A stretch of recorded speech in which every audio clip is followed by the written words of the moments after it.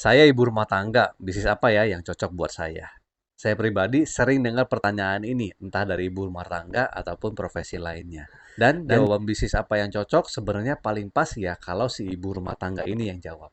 Kembali ke kesukaannya si ibu rumah tangga ini.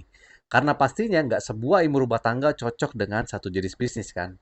Tapi anyway, asumsi kita soal ibu rumah tangga yang dimaksud, ya seorang ibu yang memang terikat waktu, perlu setiap harinya di rumah untuk mengurus rumah, anak-anak, dan lain-lainnya seputar keluarga. Berarti tantangan terbesar untuk ibu rumah tangga seperti ini dalam mulai berbisnis adalah soal keterbatasan waktu dan lokasi. Hal pertama terpenting yang seorang ibu rumah tangga ini harus tanyakan adalah bisa nggak saya komitmen waktu untuk ngerjain bisnis baru saya ini. Ini dengan asumsi si ibu rumah tangga waktunya cukup terbatas ya.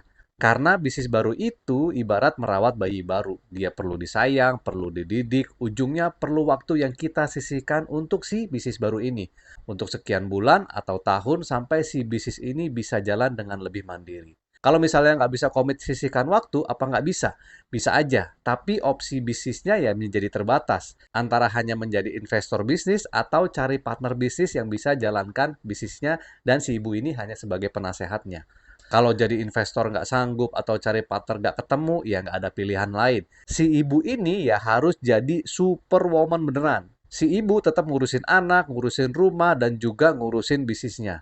Memang nggak akan gampang, tapi ya itu harga yang harus dibayar demi bisa dapatkan impiannya dari bisnis barunya ini. Apakah bisa? Bisa pastinya, dan pastinya sudah banyak contohnya. Nah, akhirnya ya si ibu ini perlu menemukan bisnis dengan kriteria-kriteria khusus. Yang pertama, bisnisnya bisa dikerjakan dengan waktu yang lebih fleksibel. Yang kedua, bisnisnya punya produk yang sesuai dengan market si ibu rumah tangga tadi. Lalu yang ketiga, bisnisnya bisa hybrid, bisa dikerjakan online ataupun offline. Yang keempat, bisnisnya ada support sistemnya yang lengkap dan teruji. Lalu yang kelima, bisnisnya ada mentornya yang bisa bantu dan ngebimbing. Kalau ketemu 5 kriteria ini di bisnisnya, gas ya Bu, dijalankan aja. Ada nggak sih yang seperti itu? Ada. Bisnis apa? Kalau banyak yang mau tahu, komen mau ya. Nanti saya sharingkan di video saya selanjutnya.